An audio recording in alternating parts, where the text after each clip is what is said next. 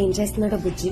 Hello hello, నేను meeting లో ఉన్నాను, నేను తర్వాత ఫోన్ చేస్తాను, నన్ను ఫోన్ చేసి విసిగించకో, అర్థమైందా?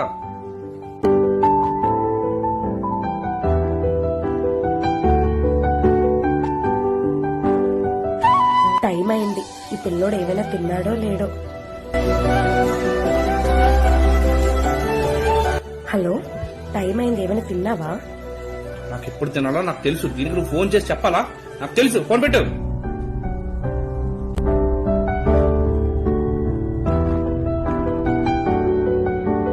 అసలు నీకు నేనంటే ఇష్టం ఉందా లేదా అది చెప్పు.